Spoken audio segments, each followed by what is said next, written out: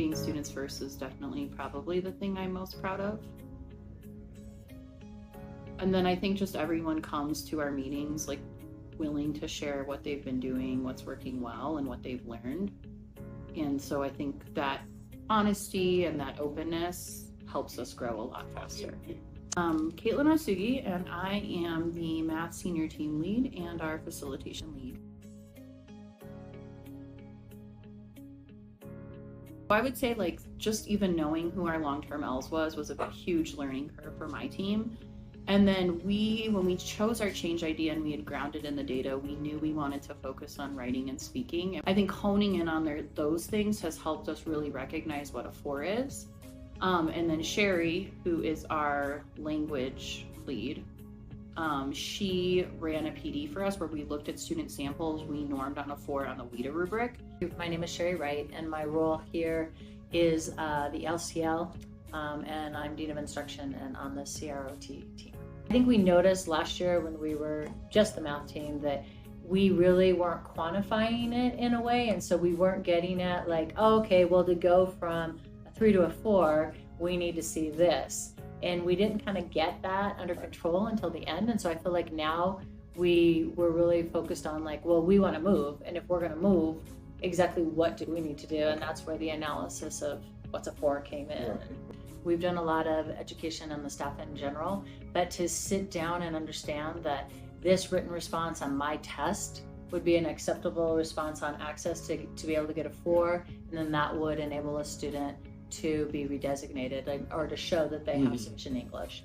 And we were looking at data at the beginning of the CRT, and people were really asking like, you know, when we started to focus on long-term MLLs, we've talked about it a lot as a staff, but again, when it's me or, you know, me and some of the other LCLs and BCLs talking, it doesn't like really sink in. But when we had to sit down and really look at these kids and say, what is it that's causing them to be long-term MLLs and why are they not getting past that? Then the team really began to ask questions like, well, exactly what does a 4 look like? Like we've looked at all these things, you know, casually, but what does it really look like? And what would it look like in my personal class to have a 4 level response?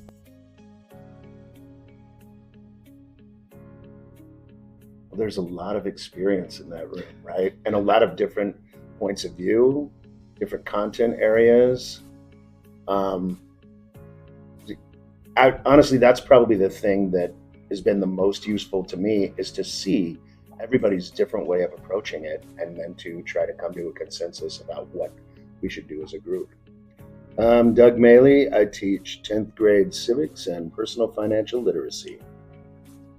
I'm William Graziano. I teach concurrent enrollment math, 11th and 12th grade. You know, we started this process 2 years ago in math only. Yeah. And we were able to develop some things, but once we got other contents involved, I feel like the learning expanded from what I do. Sure. And with those different ideas and the different views and what students are doing over here is translating into what they're doing in my room.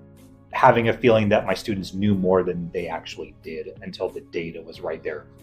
You know, when you look at a 3 to a 4, a 3 in context is more on the social side of it, whereas a 4 gets into the technical. And prior, you know, the more social side of it, the more generalized is what students were giving. And now we're leading into that more technical vocabulary usage side, which is more of a 4, you know, so that data it's showing us that they were here and now they're moving to this. For us, it's like triangulating the data. So we don't just look at what students produce. We don't just do empathy interviews. We don't just do the surveys. We really look at all 3 of those things together, and we looked at the data, and our students are not writing as well as we want.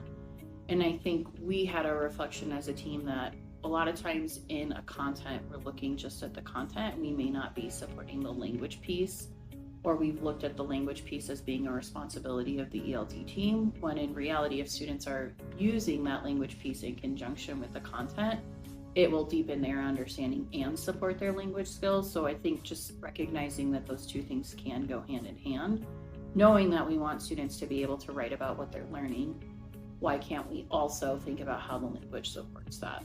Our school is 90-some%, I mean, I don't know the exact number, multilingual learners. And then we have these kids that we know are frustrated, feeling struck. Why am I in ELD for another year? You know, why can't I get out? Why do I have to keep taking this test?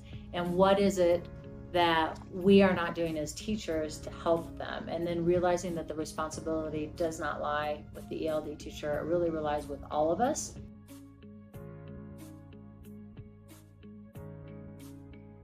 Seeing the few exemplars that we were able to look at, and then really dissecting the words in the WIDA rubric about what a 4 really is, I'm like, oh, okay, so it's not where I thought it was. I had lower standards, I guess, if you will.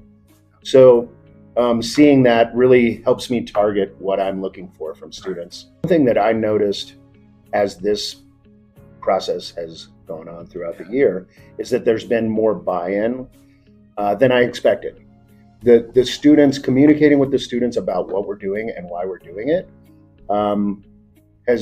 I feel like has gotten some students that maybe weren't so motivated before to really think about what they're doing and to try to produce. I don't know if it's translating to all the classes, but because they know that that's what we're looking for, I feel like there's more effort and more thoughtfulness into what they're producing. I think earlier in the year, especially before the December convening, we would reflect on the change idea overall for our students. And we had to kind of remember that our focus is long-term L's. So maybe the way I was implementing the protocol in the fall worked well for a lot of my students, but was it really having impact on the network's aim? It was hard to tell.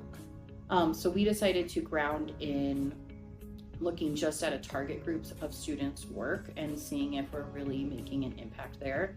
And we also accepted as a team, we hold the belief that if our long-term L's are making progress, then probably everyone is benefiting from the change idea.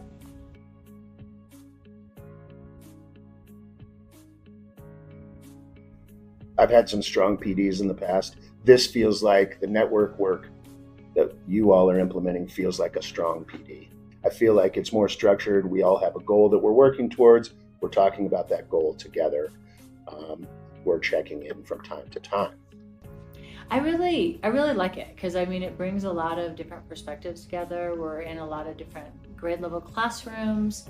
Now that we are adding math and social studies, it's a lot more fun because it's like, oh, okay, how would you do that in social studies? This is how we do it in math. Now how would, and again, I think it also really helps us think about how do we expand this out. And we do a lot of stuff, and last year we did a lot of stuff, okay, this worked great. Yay for us, we did good. But I think this year it feels more like we can do this work and then we can expand it out to teachers and really get, more bang for our buck.